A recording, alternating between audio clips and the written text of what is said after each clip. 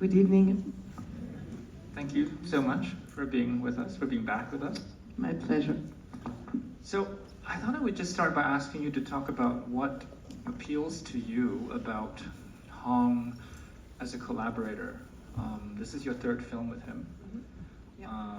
After In Another Country, Claire's Camera, and this one over like a 10, 12-year period, but you're obviously drawn to working with each other.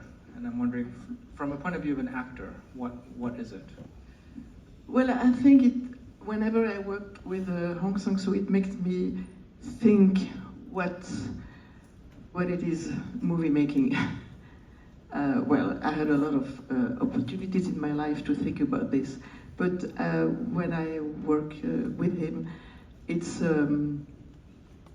really makes you understand what does it mean actually, because it's when you make movies with Hong Sangsoo, well, first of all, now we all know that he makes movies in a very few amount of days. This one was shot in 13 days, and In Another Country was shot in 9 days, and Claire's Camera was shot in 6 days. And I just saw Hong recently in Korea, and he told me that his last film was only 1 day. So, but if it is 24 hours, it might be a very long film. We don't know.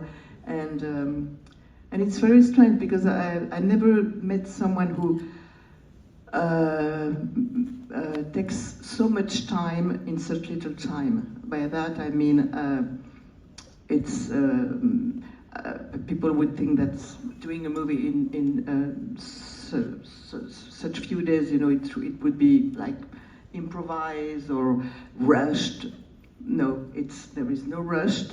You never feel rushed. It's he does a lot of takes, so it's a very strange feeling because it's very few days, but the time is, extended. It's very strange, and also, there is no script, there is no story, there is no character, but you have a film. So what does it mean to do a film? It means this. So yeah. So I agree with you that I think that what's great about Hong's films is that he makes you question like what is cinema, what can cinema be, and I'm wondering what kinds of questions are running through your head while you're working in this very particular way, because it's, I imagine, very different from many of the films you make. Well, not so different actually. That's the funny thing about it. One would think that it's going to be very different because you don't have any of the usual devices you have when you do a film, which is a script, a story, a character, whatever, a classical narrative storyline, and you have none of this, and yet it's so easy, and it's so I don't even know how to explain it, but you feel really like you were in fact telling maybe a million stories, not one story, but so many stories, and he manages to immediately to create such a strong situation. We shot, I think, chronologically, Mm-hmm. and so we started with this scene in the living room with the young actress, and from the very beginning it was all there, and I don't know, it just happens, but that's his genius, his talent. I mean, you say there's no script, but there actually are lines. He writes every day, and he gives you the script in the morning. Well, usually he would give the text the day before, like it was in Another Country, or even in Claire's Camera. Now it's only, I mean, it's not only, but it's not only because it's a lot of pages that you have to learn, like at 5 o'clock in the morning, and then you shoot. But I think he likes this slight kind of stress also, because I mean, it's like in life, you don't necessarily know exactly what you're going to say next, and by being a little bit unsure, memory-wise, so he likes to capture this kind of a uncertainty, yes, this kind of feelings, and but also the writing is so good. It's so, you know, because it's all in the dialogues, and so most of the time with a great potential of being really funny. I mean, you feel it immediately once you say the lines also. I wonder if you thought much about the relationship with the other two films you made with Hong, and whether you thought about the relationship among the characters you were playing. Because in all cases, you're a Frenchwoman finding your way in Korea, you know, dealing with a foreign culture, language barriers, and all of that. So in some ways, there's some similarities, but they're also different characters. I'm wondering if you thought much about the relationship with the other two films. Well, actually, we don't really talk about anything. You know, we just usually we would make a few phone calls before discussing about the costume, and but it's nice because it's the few things he says, you just you know, grab it, and it becomes a world. It becomes, so maybe he told me that I was going to play a teacher, but it's a very funny teacher, because then of course as I was doing it, I found that she was kind of halfway between the witch and the fairy, which is nice because, you know, a witch or a fairy, it opens up such a wide field of interpretations, and it's exactly what it is about. And also always, yes, in three films with this slightly, because I feel like it's almost like a chemical or chemistry reaction. The way I am in his films, I feel only in his films, that's the way I am. I mean, and I don't know, a way of being slightly surprised of what I watch, what I hear, and just by, you know, putting me in the middle of all these people that I don't share the language with.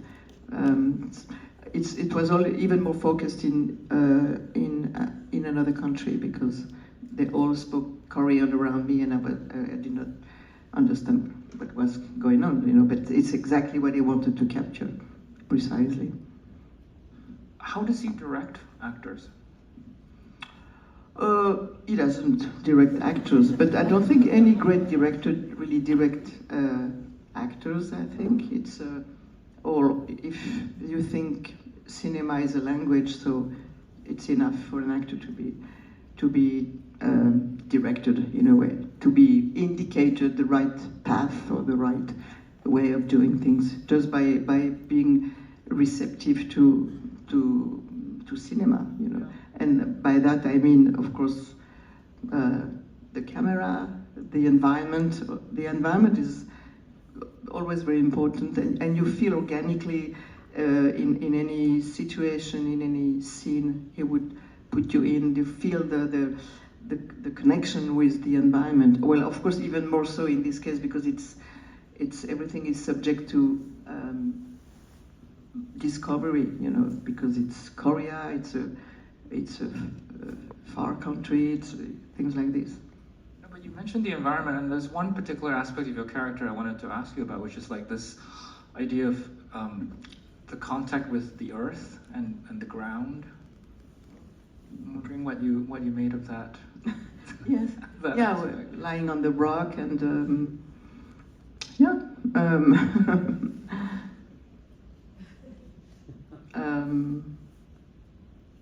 I don't even remember that I thought really something about that. Nothing surprises me, you know, coming from Hong anyway. Well, in general, coming from any great director, that's the, you know, you have to be ready for jumping into the unknown, and for that, you know, I'm always ready to go with Hong. I was thinking of connections or like affinities that you have with Hong, and why it works so well, this collaboration. And I feel like there's something about the idea of cinema that is similar. I mean, you know, you talk about there's no character in Hong's films, but there's more like kind of, I don't know, situations or, and I feel like I've heard you talk about that as an actor too. Like you feel like you're not creating characters necessarily. No, because I don't think that, I mean, the story is for the spectator to, of course, as a spectator, I know exactly how it works for myself, so of course I'm attracted by a story, I'm attracted by the beginning, the middle, and the end, but as an actor, you don't really need all of that, and I never thought I was playing a character. I always thought I was playing more, first of all, a person, because a character, I don't even know what it means, actually. It's a fiction, so, and it's not vital. It's just an invention, yeah. It's so I always feel I play more states of mind. Joy, sorrow, joy. Yes. Well, drinking makgeolli, for instance, and things like this. But I don't necessarily need.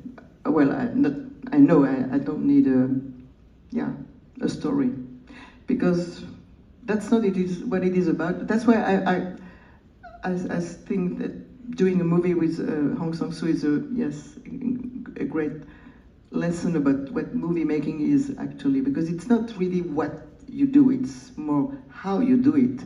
That's all what you care about. What it says doesn't really.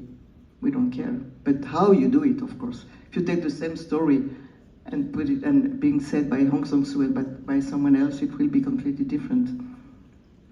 You mentioned the makgeolli. I'm wondering, like, if in Hong's films, are the actors still actually drinking? What? Are they still actually drinking alcohol? You mean? Yeah, in the scenes, like, because Oh yeah. Oh yes, it was makgeolli. Sure.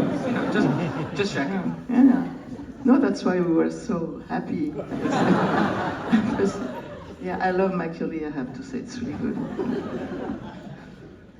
The other thing I think that you and Hong kind of have in common is just this prolificness, and also this interest in process and constantly working. And he obviously he used to make one film a year, now he makes 2, sometimes 3, and I think you're also an actress who is constantly engaged in cinema, in theater. Like, I feel like you're always balancing so many projects, and I think in that prolificness there's an interest in process, I think, and I'm wondering if you feel that kind of affinity with Hong's, just state of working.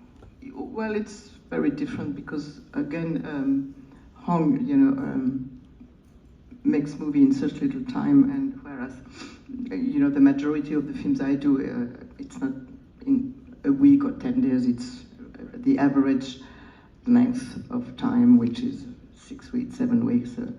But yeah, maybe we have in common that I don't really feel I work.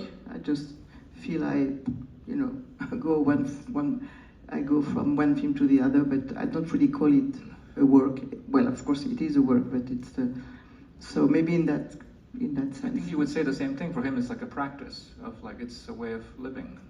Yeah, it's yeah. Well, it's nice to also to do something that you really like to do. So you forget that it's a work, maybe.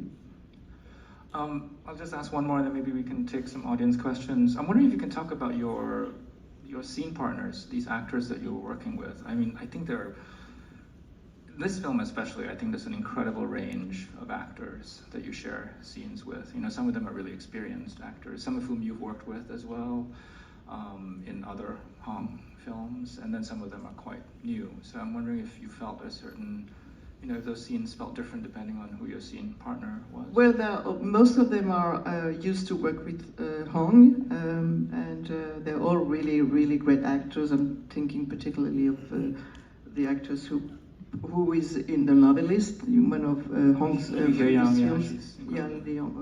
She's really wonderful, and the actor who plays her husband. It's always basically the same group of people. With you in another country. Yes, absolutely. And his wife is playing the mother of the young man at the end. And but it's always very, very, very easy, and we don't really question ourselves doing this. It's so evident.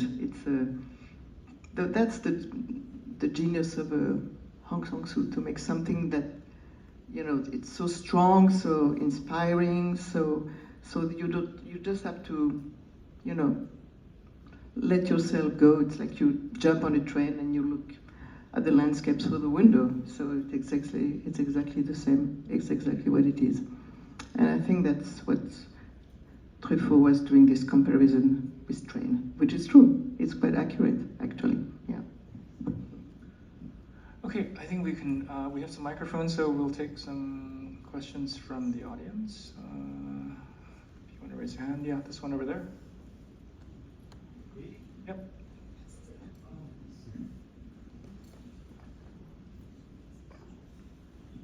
Your work, it was so distinctive. It was like a dance. Was that conscious? It's like Chaplinesque. That's a nice compliment. No, but it's funny because the last shot of In Other Country always made me think of a Chaplinesque. Nothing that I am responsible for it, it's all, but this last shot when I walk under the umbrella, and yeah, well, it's certainly something that we could ask Hong Sangsoo. I don't think he's aware of this, but yeah. Is that something you develop with him, or he trusts you to develop the walk of the character, or how does that work? The walk? No, no, I'm good at body languages. Yeah. So he trusts you? Yeah, he does. No, it's true. I know exactly how to make your body express the depth and the meaning of a story. Yeah. It goes with the shoes, it's Chantal Ackerman, she was once asked, how did you find the role? And she said, in my shoes. And I think she was so right. Yeah. Well, it's completely different whether, for instance, if you walk on flat shoes or on high heels shoes, it's all about, how you are being grounded in a way. And that's from here, it goes on top of it. Yeah. But you also picked your own outfit for this film, because I think Hong's actors are also costume designers. Yeah, what's nice with Hong is the whole process starts way before you do the film. And the very beginning you decide to do the film with him, you are already in the film. And that's, from the very first moment we met, and I remember that was in a restaurant in Seoul, and we were already in a film by Hong Sangsoo. And so it is really something I experienced with him, and it's really very, very inspiring. And of course it also goes with the costume, because as you can imagine, there is no costume designer, in a film with Hong Sangsoo. So on this film in particular, he said, I want you to wear a dress, and he wanted me to wear the dress I was wearing. Ideally, not wearing ideally, but ideally he wanted that dress in another country, the last dress. I said on the phone, I told Hong, I said, Hong, I don't know where it is. Anyway, so I knew he wanted this kind of dress, and so very briefly, before I was going to fly to Seoul, I went out to take a walk near my house in Paris, and then I saw this dress in that shop that I would have never got to normally, because it's not the kind of shop I would go to, but this little dress attracted me, and so I went, and then I tried the dress, and I called him, and I sent him pictures, and he said, yeah, it's good, so I bought it, and then there was this little green jacket. So I said, do you like the green jacket? He said, yeah, the green jacket is very good, because it goes really like a painter. Remember the way he chose my clothes on Claire's camera? We shot in Cannes, and that was a really great experience, because we shot in Cannes, and you would think that in Cannes everything is about Cannes, which is not the case. Cannes is only in a very determined perimeter, you know. But two streets above, there is no Cannes. There is a movie shot by Hong Sangsoo, and so it was very nice to experience that every day. And so I came to Cannes, and he watched the clothes, and he said this and this and this, and it really goes like a painter. It's really interesting by color, and very quickly, you know. He said, okay. So, and then when I got to Seoul, I knew he wanted a hat. He said, you have to wear a hat. So I went with Kim Mini by the hat when I arrived, and that was it. But it was not, you know, endless discussions, and it's very easy, but you feel he exactly knows where to go and exactly knows where he goes. So maybe you don't know where he goes, but it's enough for the actors to be aware and to feel that he knows where he goes. Or maybe he doesn't know where he goes. But the film knows where it goes, and this is also what cinema is about. I mean, once you start a movie, in fact, nobody knows anything, but the film knows. You know, and the film is like an entité and an entity in itself. You know, it's and that is true for all the films. The film knows before you know, and that's why we make movies, and that's why we watch movies also, perhaps. But it's a very comforting, fulfilling feeling. You know, this idea that you are engaged in a process that's why you don't want to go with questions, because the answers, you have them every day, every minute, by the film. But of course, it has to be a good film, because if it is a bad film, you have the bad answers. So, okay. Yeah, over there.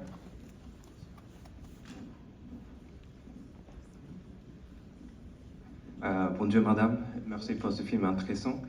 I wanted to ask that now we understand that you really try to understand the director's intention, and from your perspective, what do you think was the main message of this film and response to this title, Traveler's Needs? Because I think it's really, depending on the person, it's very different. As you mentioned that we have to, you know, understand and try to interpret it. So I wanted to ask your perspective. Thank you very much. Merci.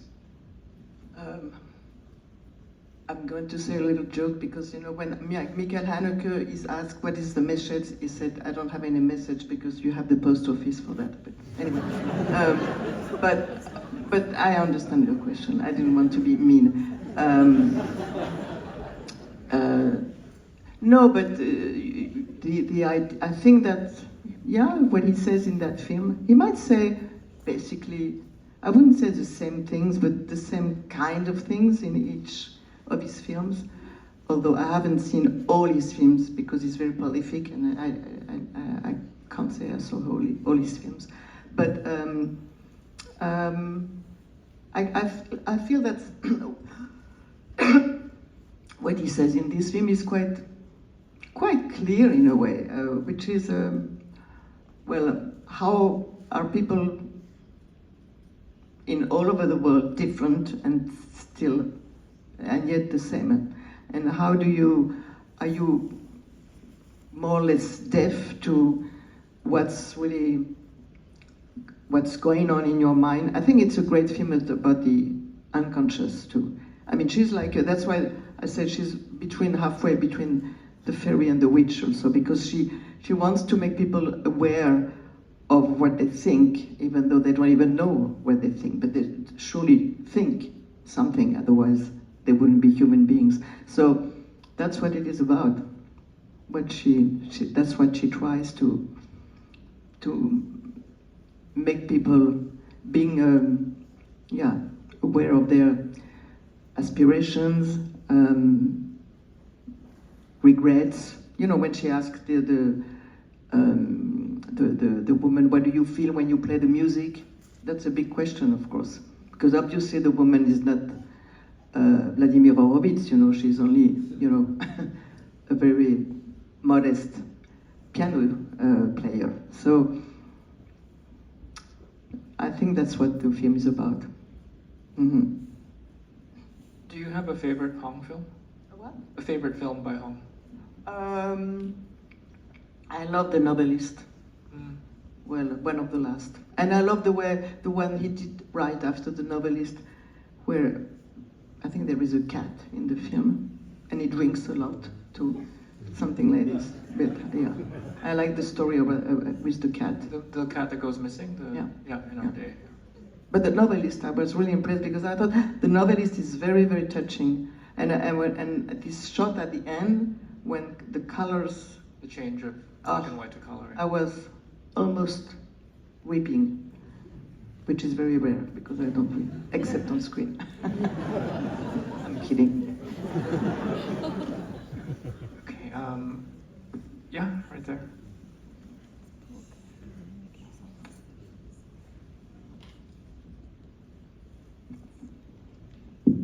Hello, Isabelle, thank you for a beautiful performance, and I just wanted to thank you for sharing yourself and contributing so much to cinema and revealing so much about humanity. I've learned a lot from watching your films, and I was curious to know what you see in the future of cinema. What inspires you? What have you seen this year that awakens the desire to continue? Because you, of course, have been continued to endure. What do you see as interesting and exciting in cinema in the future?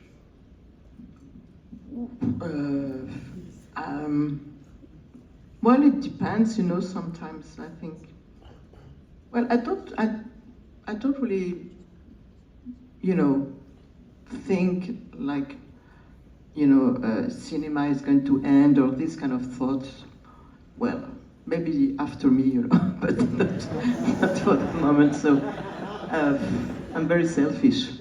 As long as I make films, it's still okay.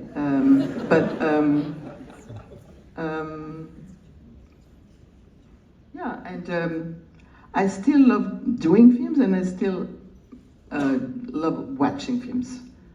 I cannot imagine my life without watching films, actually.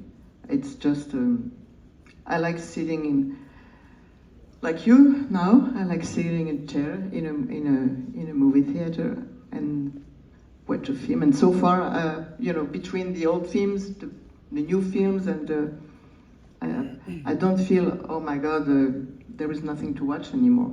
Yeah. So, but of course, you can also be very pessimistic and think that, you know, like Jean-Luc Godard was very pessimistic, and he thought that, yeah, cinema was going to go to an end, but maybe the whole world goes to an end. So, of course, cinema goes to an end too. That's the big question. It's not so much about cinema, it's about the world in general. So, that's a big question. I don't have the answer.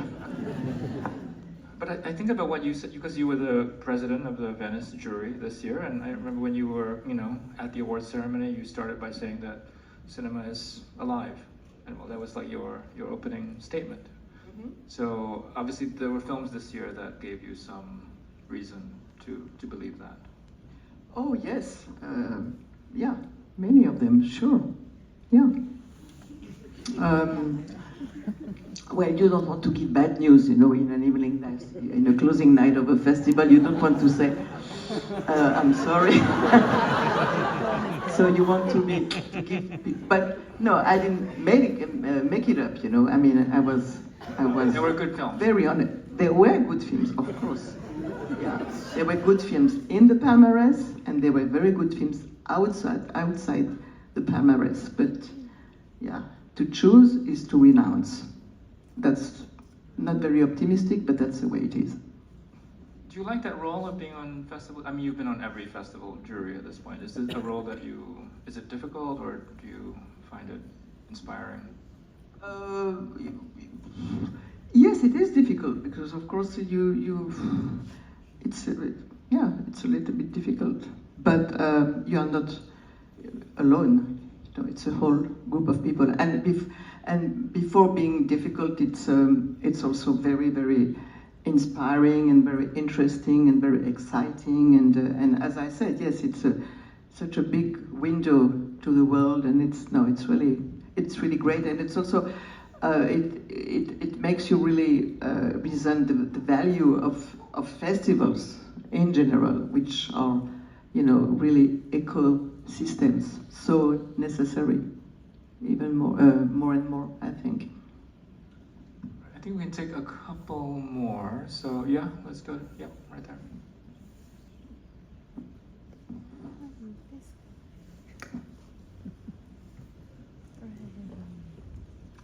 Hi. I've seen your previous collaborations with this director, and I felt like I had to kind of force myself through it because I really like you. But this one was incredible. It was electric and transcendent. And my question is, did you feel anything different while you were doing it? That something was happening that was really, really special? You mean in general, or as opposed to others? Yeah, as opposed to the others, was there something in this film? Because to me, it's just incredible film, you know. Oh, thank you. No, I didn't feel something particularly incredible was happening, but I just felt. But from the very beginning, you know, since I've been working with Hong, you know, because also what I like with him is the way it starts, because it starts from nothing, you know. It just says, like this one, we met in Paris, not at random, but almost, because we were almost going not to meet, and if we were not going to meet, we wouldn't have done the film, and after 1 hour we met. He said, "Oh, we haven't done a film in a while. Do you want to do another film?" I said yes, and that was it, you know. So it's very, very easy, and so the way it starts is always very promising. So that was the same for this one. No, I can't say that I was feeling something more special than in the two previous films I did with Hong. It's always as exciting, and sometimes you get also lost, but I was thinking, yeah, it's nice to be lost also. It's a very nice feeling. I like this idea that I don't understand what I'm doing. It's really, I like that. Yeah, I think it all comes from there. It doesn't come from, I know exactly what it is about, I know how it's going to end up, and no. It goes the other way around. It goes from nothing, and that's always the case with Hong. And it's so much more inspiring than having, you know, someone who said it's going to be like this, it's going to be like this, and you say, oh, okay, so if you know it before, why doing it? You know, it's better not to do it. But with him, you don't know anything. So it's nice. Is that how it works with, I mean, I'm just curious about your, you know, how you select your roles. I mean, it's like, it sounds like obviously with Hong, there's no project, it's just the idea of working with this person.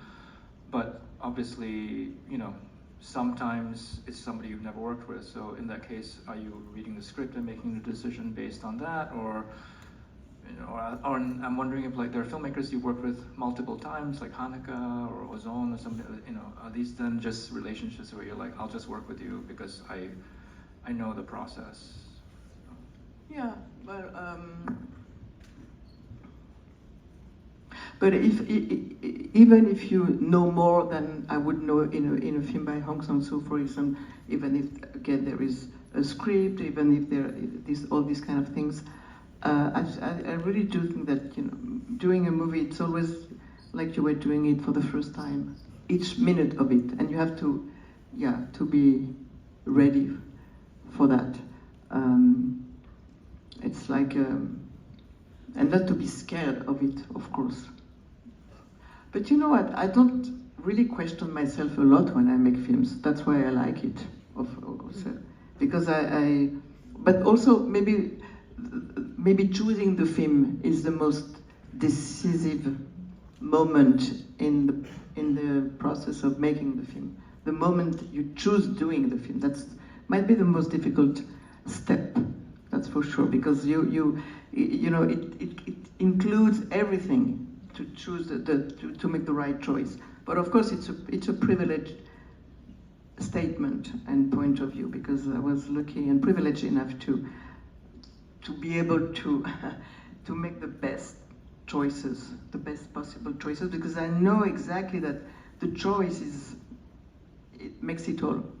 It has nothing to do with how the film is going to be good a little bit, but successful certainly not. That's for sure. You know, it's going to be a total disaster, successfully wise. I mean, success-wise. But it has to do something about the necessity to do it, and then it makes it so easy. You know, it's like maybe to put a thread in the thing of the needle. You know, so it can be difficult, and then it goes by itself. What makes you not choose a film? Are there certain things that, you know, will hold you back from committing to a film? Not choose a film. Actually, only.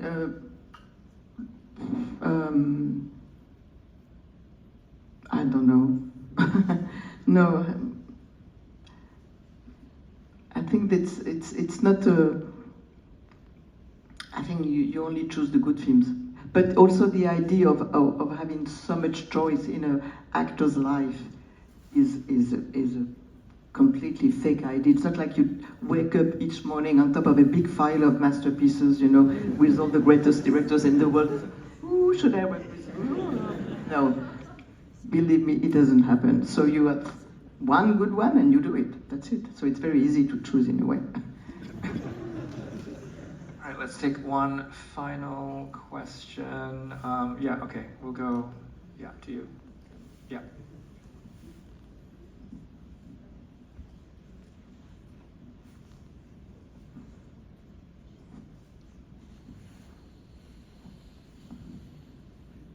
Hello, Isabelle.